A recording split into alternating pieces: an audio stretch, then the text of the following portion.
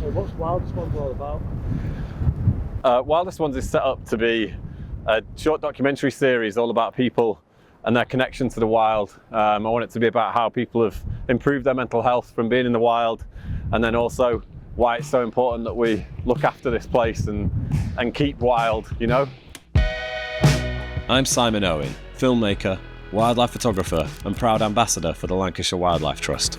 From shooting skate videos in the early 2000s to directing global advertising campaigns for the last 15 years with my production company, I've always been drawn to wild stories. The raw ones, the honest ones. This series is about conservation, mental well-being and the people who find their peace, their passion and their purpose in the wild. This is Wildest Ones. Welcome to the first ever episode of Wildest Ones. Today's a bit of a funny one because it's actually going to be about me, but what I wanted to do was position the series and who's behind making it.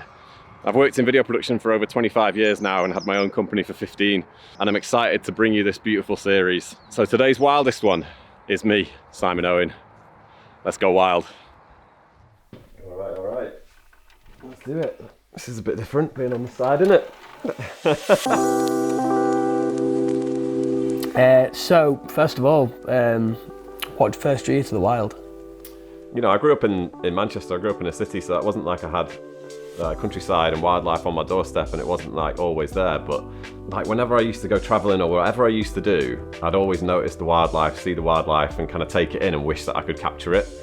It started to develop into always having a camera on me, and then it was a case of trying to capture anything that I ever saw, and constantly getting wound up by friends and whoever else saying, just leave the birds alone, like stop photographing the birds, stop looking at the birds, we're here to go to the pub or whatever. As I started my business, I started to get decent camera gear, and then that led to getting decent lenses, and then I was like, well, I wonder if I could get a decent wildlife lens here and get a bit of a zoom lens. And that's what I did. I got a 100 to 400mm lens, and then as I was then going out with my dad on walks and stuff as I got older, I would just take the camera and he'd have his binoculars, and then I'd just start to capture stuff and film it. I ended up building this massive bank of footage, and then there was a short film competition that came up that was run by the TV channel Eden, and they literally did reruns of BBC Planet Earth and things like that. And I had this bank of footage, and I was like, well, maybe I bring this footage and actually make a little edit and put something together. So I think it was back in 2014, and then entered it into this competition, and it ended up winning. It was the winner of the competition, and the fact that I didn't capture this footage to do that, I just wanted to capture stuff, and that's still the way I kind of work at the minute. I kind of just go and film stuff because I really enjoy it, and I love that I've got the shots, and then almost sometimes like the actual film that I'm going to make kind of comes later. Simon, congratulations. Thank you very much. Cheers. On being the winner. I mean, all of the judges, Emma, Michaela and I, we loved your film, and the script was fabulous. Your videography was beautiful as well. How long have you been shooting? Probably since I was about 12 years old, so you know, talking 15 years or so. I'd always go out and just start filming a friend skateboarding or whatever it was. From that age, really, always wanted to shoot a wildlife film. Everyone has a part of nature they relate to most. Nature offers a place to get to know oneself, to find solace in its effortless beauty. Can you describe a moment in nature that maybe changed you or connected you to the wild?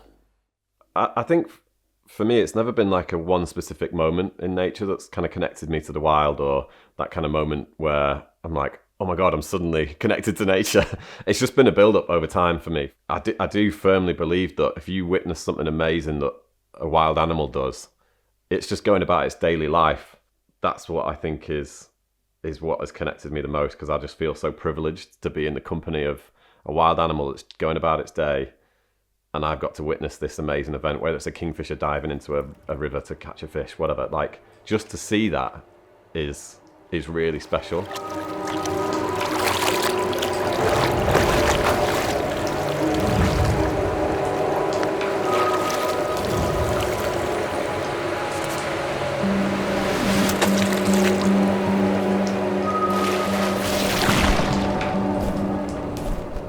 Tell us about your favourite wild place and what makes it special.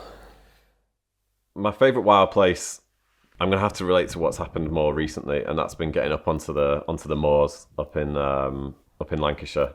It's where I was probably at one of my sort of darkest periods over the last couple of years, and I had an amazing experience with yourself actually, Reese, where we went up there to go and do a shoot together for Lancashire Wildlife Trust, and we were stood on top of this hill, looking out as a beautiful summer's night, and a barn owl just floated across down below us, and I'd never really even seen a barn owl at this point ever in the wild. And we both got so excited about it, and we were just like, oh my God, that's just amazing to have seen this like ethereal, ghostly creature that's super rare to see fly right across us. And then it went right around the back of us and across the moors. And from that day forward, I've just spent hours and hours and hours up there. So I get to this part of the road and it's like everything just goes quiet, and when I'm up above the city, I've got a buzzard flying right in front of me, super close here as well, and it's just immediately you feel removed from like the hustle and bustle and stresses of life. And normally I switch the music off, open my windows and just enjoy how peaceful it is here. It's just absolutely stunning.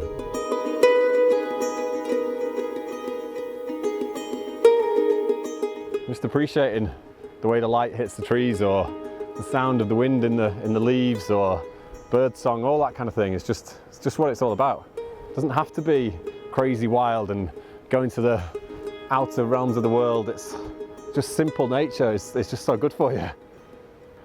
Like, the camouflage is one thing, but it's like the more blended into the landscape that I can be, the more chance that wildlife will come closer to me.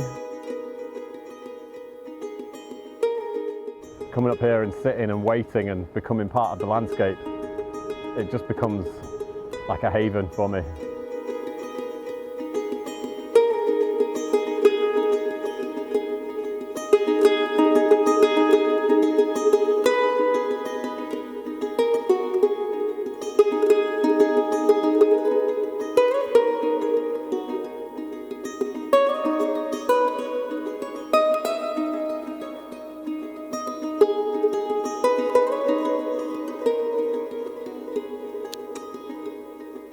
How has your connection to the wild impacted your mental health or well-being? Like, and what was it that was impacting you at the time? Everyone has struggles in life, and everyone deals with it differently. My way of coping with feeling down, depressed, whatever it is, anxious, is to get out into nature. And 9 times out of 10, something will happen that makes me feel better. You sort of feel like sometimes Mother Nature knows that you need a little boost, and more often than not, nature will show up and give you that boost. I wouldn't call myself a spiritual guy, but I believe like there's an energy, there's a purpose, there's something going on. But I wholeheartedly believe it comes from nature and the earth and the planet, beyond anything else. And like I say, it'll serve you some goodness sometimes when you need it. I think if you don't go and embrace nature, you're missing out. And if you don't go and spend time in the wild, you're missing out, you know? Escaping the stresses of life, and I needed it a lot last year with a lot of business problems, and went through a breakup as well, and it was just, I had to just escape, and nature just became my absolute healer, I have to say. It totally saved me. Yeah, kestrel here, just hovering, there it is. That's beautiful there, look.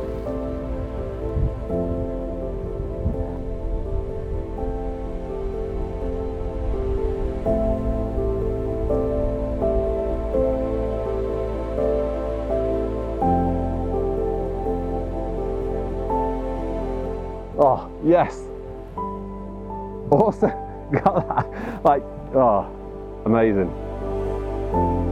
And the difficult part of it from a mental health point of view, I guess, like, well, who am I to say I'm struggling with something because there's someone else that's got it worse off?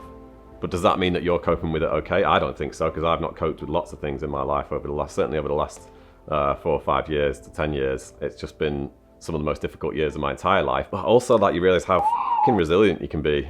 Like, you know, I was speaking to my mate recently and he was just like, Jesus, the last 10 years, man, you've just taken so many bullets, just little things, just like one after another. It's tough. You know, I don't have to be this sort of big, strong, like resilient person anymore. Like, I can actually talk about it. And then the more you talk about it, the more you realise that maybe I've not been okay for the past 10, 15, however many years. Absolutely, yeah. And I think, you know, that's what this series is all about. It is actually trying to put making mental health conversations easier for people.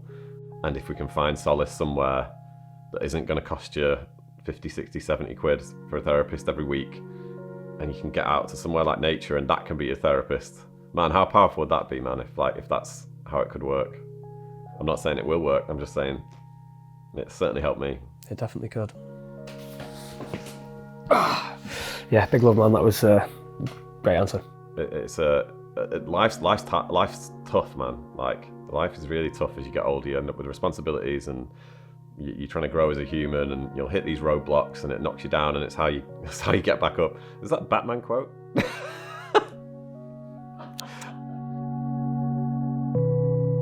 Do you feel a responsibility to protect the wild places you visit or photograph? I think us as a human race has to build a much better mentality towards protecting wild places. Without the wild places, we lose everything that I've been talking about, how nature can help heal humans. If we lose nature, we lose almost everything that humans have survived on and grown on and developed as a whole race. So we have to do everything we possibly can to protect it. You know, the UK is one of the most nature depleted countries in the world. We're just destroying it, and I just think that's wrong. I think it's totally wrong.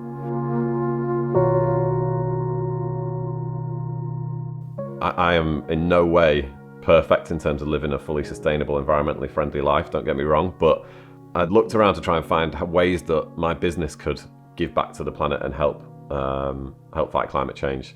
And that's when I started a partnership with Lancashire Wildlife Trust, and that started by me donating 1% of our annual turnover from a business point of view to them, and that was to look after the conservation and restoration of the Northwest's peatlands. Little Walden Moss that we're stood on right now, 5 years ago was being extracted for peat. But peatlands themselves, work as a flood defence. They act as a water filter. Carbon store is a really key one. They can store twice as much carbon as forests. Roll that sort of 2-3 years down the line, and then I've just been shouting about it on LinkedIn and social media, and then that's when I got asked to become an ambassador for Lancashire Wildlife Trust, which means that I can be more involved and speak from their point of view and make films for them that hopefully drum up interest and get people connected to wildlife and nature. And I think that's the main goal of the Wildlife Trust, is to connect people to nature. On this site, you're seeing change in 6 months. A lot of large-scale planting's gone on, over 250,000 plants in the last few years. That's positive, that is working. You can literally do anything we want. So why not do something positive? What harm will it do you? Nice and simple, isn't it? That's again, my simple view on things, that's how I do it. I just don't think that enjoying and embracing nature needs to be nerdy. If you're going to struggle with your mental health and you're not enjoying life and you're depressed and you're anxious and things, and you've not gone and experienced getting out into nature to just see if it can help you, then why should having a connection to nature be nerdy? It's super powerful, right? Like, it shouldn't be nerdy. It shouldn't be like, I don't know, like sniggered at. It shouldn't be laughed at. It shouldn't be whatever. It should just be like, oh right, so you do that. That's amazing. And I've now got a son as well. I've got a 9-year-old boy, and I think I'm trying to teach him every day to have an appreciation of wildlife, and I'm hoping that those words will sink in just as it did when my dad was talking about it. But if we don't protect it for the younger generations, then that stuff's just going to be gone. Like, that's criminal, absolutely criminal. I really want my photography and my films to encourage other people to have an environmental consciousness and to want to protect the planet because they see the beauty that's out there.